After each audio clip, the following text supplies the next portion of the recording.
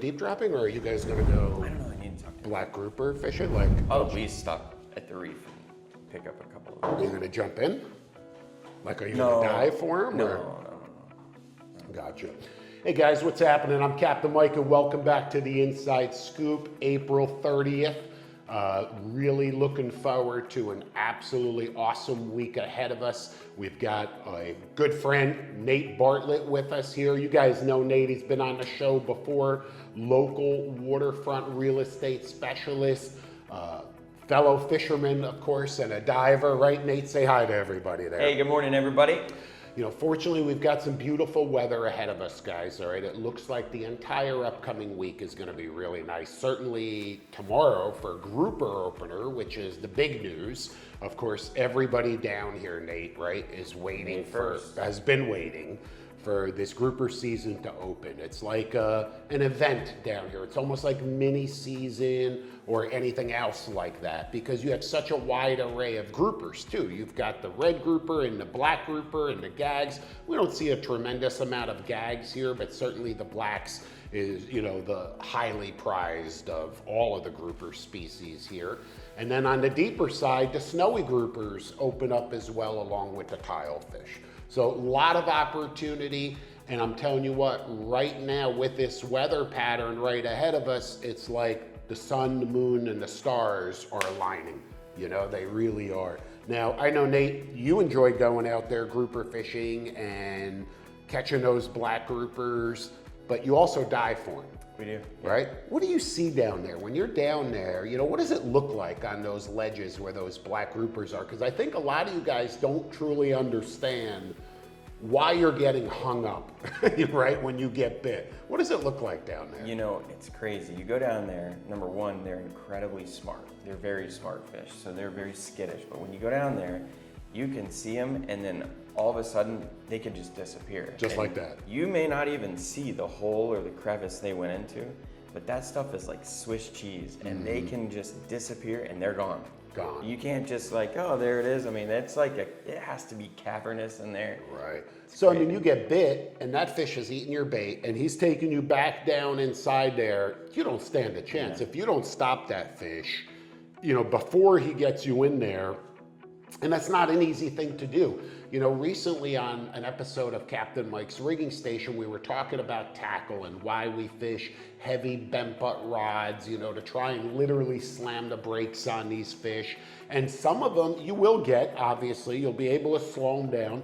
But I think what happens is some of them make a mistake, you know, they eat a bait, they turn around to go back into that cavern, that cave, that maze, but suddenly they make a wrong turn, right? And it only takes one little wrong turn for you, the angler, to get a couple of cranks on that fish, to disorient it just a little bit, kind of, you know, shock it, surprise it, and you have a chance of landing that fish right there. So certainly the black grouper fishing, that's a highlight right ahead of us here. I mean, there's no denying it. Everybody's gonna be out there looking for those fish.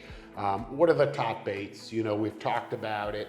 Pinfish, yellowtail, okay, speedos, goggle eyes, blue runners, grunts, pigfish, heck, a bonita, you know, a piece of bonita down there they'll eat. Ballyhoo, I don't know if there's anything a black grouper won't eat.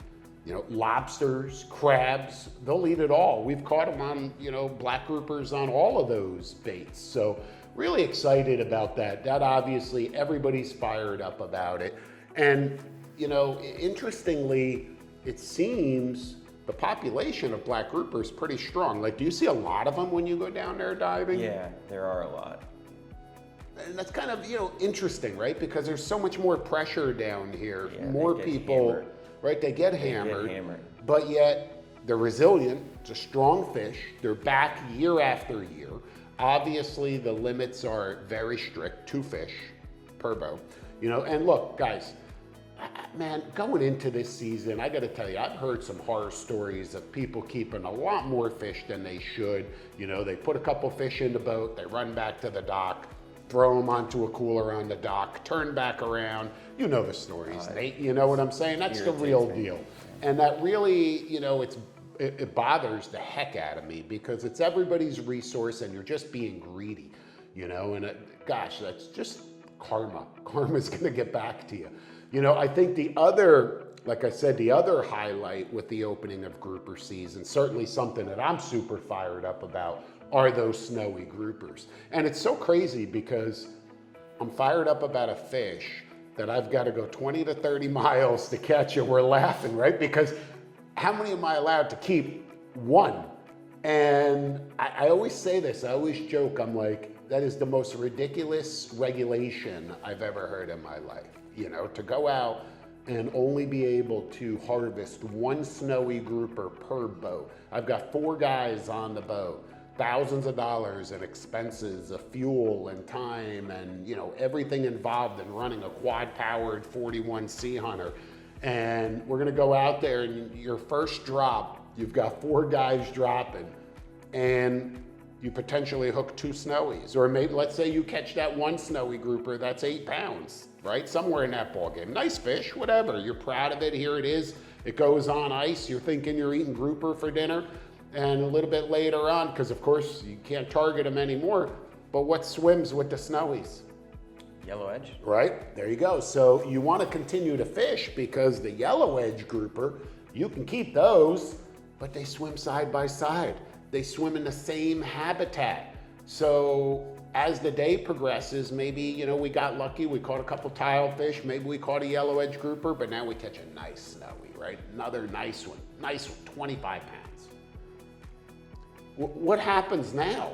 You know, let's be honest with each other. Are you releasing that 25-pound that 25-pound snowy grouper alive to watch him swim away, which he's already suffered, you know, the bends, right? And eyeballs are coming out. Exactly. Insides are coming out. Inside, his butt's coming out of his, you know, or organs are coming out of his butthole. I mean, we've all seen it, guys, right?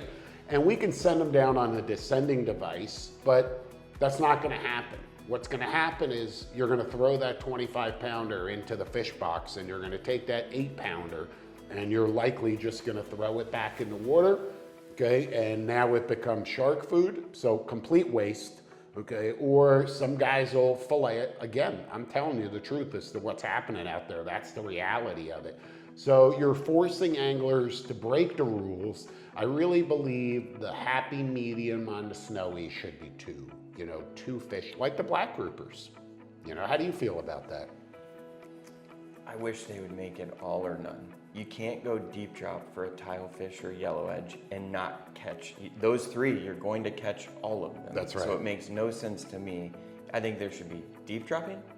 You can catch any of the 3 or nothing, shut it down. It's an excellent point because as the season progresses, what happens, they close snowy grouper. So forget the 1 fish per boat. It suddenly becomes in like an 8-week period, in a very short window, it goes from 1 snowy grouper per boat to no snowy groupers per boat. And like Nate mentioned, you're fishing the same area, you're targeting the tile fish, which is open. You have a right to chase those fish.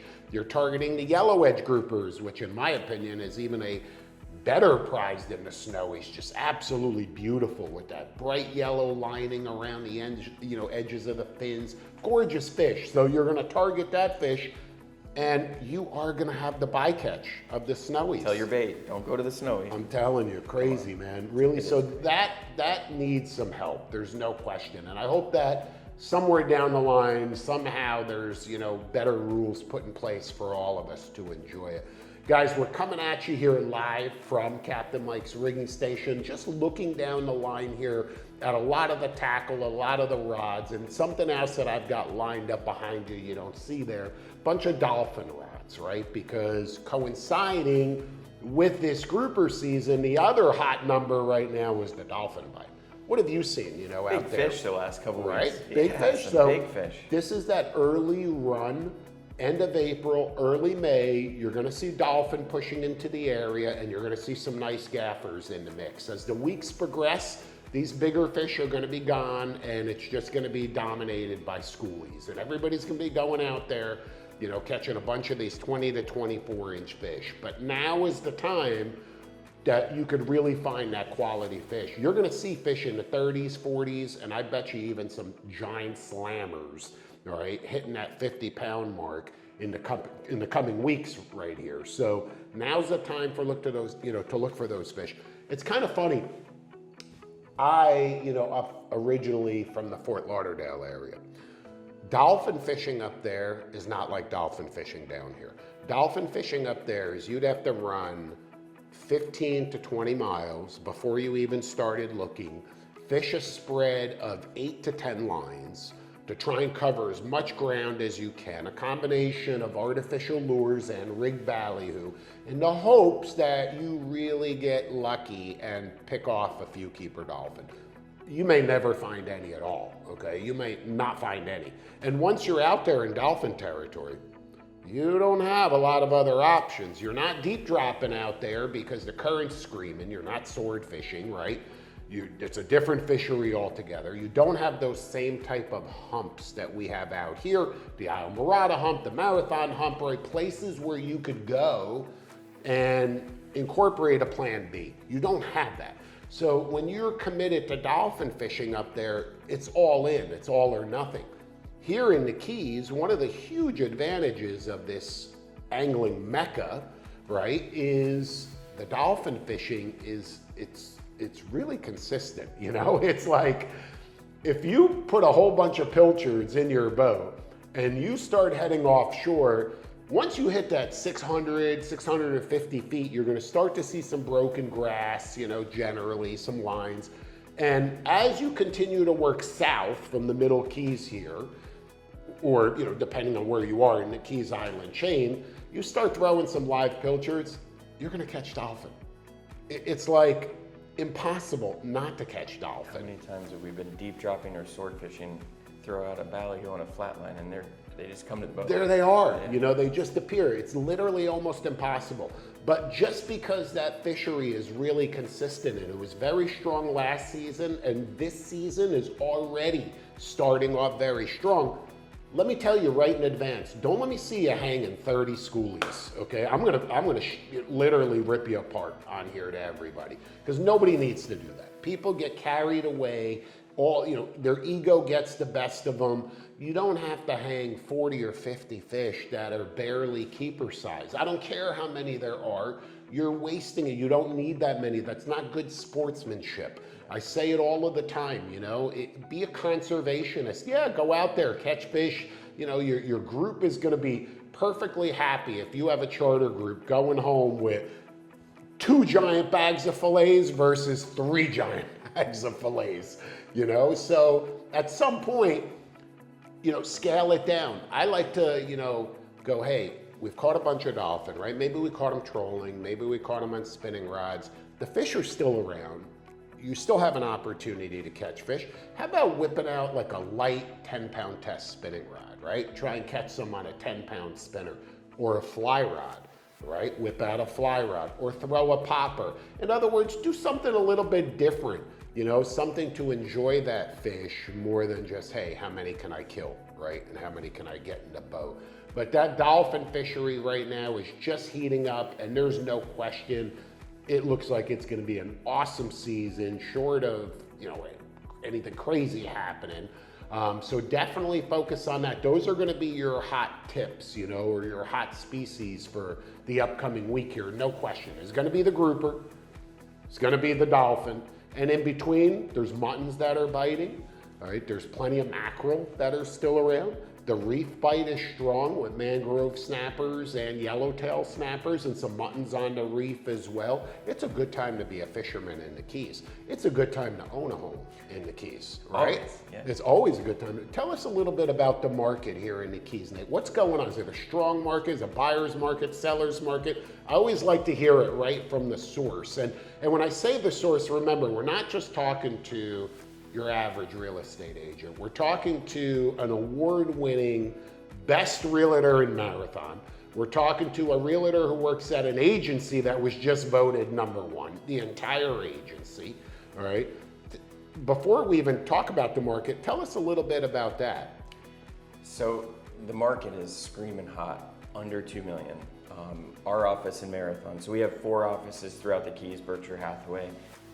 But our Where are the other 3 located? Key West, Big Pine, Marathon, and Isla Morada. Okay, gotcha. And our Marathon office, just the one, was ranked 1 in numbers, so volume and GCI, for all of the South U.S., Wow. Southern U.S. So your For one the first particular quarter. That's it. agency for Marathon. gross sales was #1 in the entire Southern U.S. region. Yeah. Wow. Yeah. So look, guys, they must be doing something right, okay? Because let me tell you something, the real estate market, it's one of those markets where you're dealing with salesmen.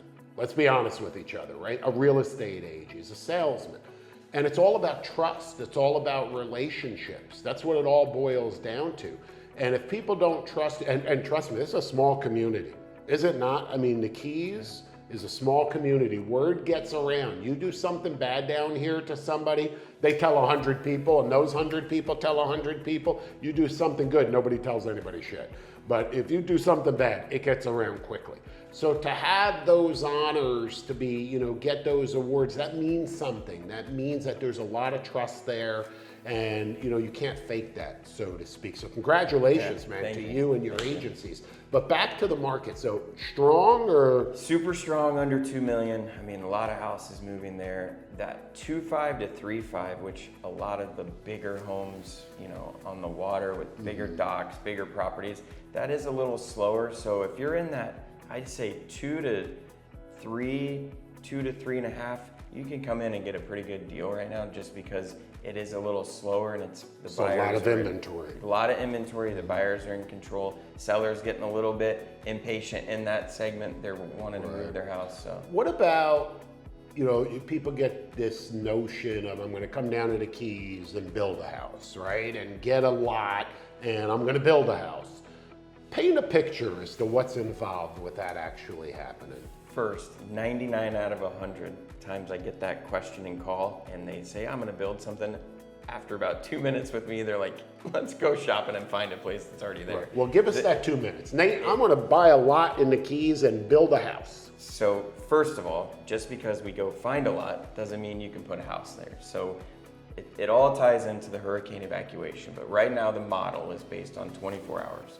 So to keep our population down here, they limit building and building homes. So we have thousands of lots in the Keys that are available for sale or empty, but you can't put a house there. So there's useless. a limited building right? So if you go buy a lot, then if it doesn't have a building right there, you got to go wait in line through a government process, depending on where that lot is. Or buy a building around in the open market and go transfer and put it over there. And that's before you even got plans or applied. Forget the 2 minutes. Look, just find me an existing home, right? Because I want to go fishing this year. And that's the whole key with this, guys. The Florida Keys is the closest you're going to get to the Caribbean in the United States, right? It's the southernmost point, obviously, off of Key West. The angling opportunities continue to abound. Even when it's slow, it's good. That's what I like to say. Even when it's slow, it's good. And when it's good, it can be phenomenal. And right now seems to be one of those times, because we have all of those opportunities. We have the deep drop season opening up here tomorrow, and depending on when you watch this, whatever, today is April 30th. So we have it opening up, and we're filming this today because we're both fishing tomorrow. We'll be out on the water. And even on top of that, even though we touched on the reef, you even have sword fishing is still very strong. Blackfin tunas out on the humps are, a staple down here. So much to do. That's the biggest issue, is what do I do today? Kite fishing. Recently, local tournament was very strong with a lot of sailfish release. Are the permits still around? Permit, they're still, right, let's not forget that. Permit on the wrecks are a possibility. So many different things to do, and that's what makes the Keys so attractive. That's why so many people come down here, right? I like to say we live where people vacation. And look, if you're in the market for a home, he's your guy, right? Nate, how can anyone get a hold of you? 305-802-NATE. There it is, right there. Just call him directly. His phone's gonna ring. You're gonna speak with them directly. Okay, it's a great resource for our viewers. That's why I'm sharing it with you guys, for our viewers, our members. I'm not opening them up to the world. He's exclusively reserved for you to help you. And because he's a fisherman and a boater, Nate, I think, truly has an understanding that a lot of other agents don't. You may have agents that have been here longer. You may have agents that, whatever, I don't know, all sorts of different criteria. But that combination of fisherman, boater, family man, real estate expert, heck, you yourself have owned multiple homes down here. Your wife's involved in the whole rental industry, which is another thing. So many people buy here and rent. So don't think, when he's throwing those numbers out there and you start hearing millions, don't get scared. A lot of that's being regenerated, right? Yeah, and also I'd say not everybody comes down here just to buy a house the first time. If you're interested in a rental house, my wife Kelly, she runs that department for Berkshire Hathaway. Reach out and I'll hook you up with her and we can get you a rental house for a week or the weekend, whatever. Yeah, and come and experience it and get in on this great fishing. The deep drop fishing, the black grouper fishing, the dolphin fishing right now, it's on. It's a great time to be a fisherman in the Keys. There couldn't be, any better of a time. Guys, I want to wrap it up by bringing you up to speed. Florida Keys Offshore Fishing Academy, as I mentioned a couple weeks back, we've got some really big announcements in store. We're almost there. Just bear with us. Working out a few more details, literally a matter of days or certainly a week or two, and we'll be able to announce what's on the horizon. Just really taking it all to the next level. Be sure to catch up on episodes of Captain Mike's Rigging Station. Our 4th or 5th episode of the season just dropped, highlighting live bait black grouper rigs, right? Out of all things. I mean, if you're gonna get down here and do this, there's no better time to watch that video than right now. And literally just break it down as to everything that you need to go out there, get anchored up, drop a bait to the bottom, and hook the fish of a lifetime, all right? YouTube, if you're not already a member, make sure that you subscribe to our YouTube channel. We're so close. We're striving to hit that 100,000 subscriber number. That's a huge milestone for us, taking us a long time and a lot of hard work, but we're that close. Help us get there. Get out there this weekend, get hooked up with grouper. May it be the blacks or may it be the snowies and the yellow edge, whatever. Going to be beautiful weather. Saturday morning looks like it's going to be a little touch and go there for a while, but certainly going to clear up by the afternoon. Sunday is going to be flat calm. So like I said, it's a great time to get out there, get hooked up. And for any additional information regarding visiting the Keys, vacationing down here, heck, or potentially buying a home down here, that's your guy right there. Guys, I'll see you out on the water.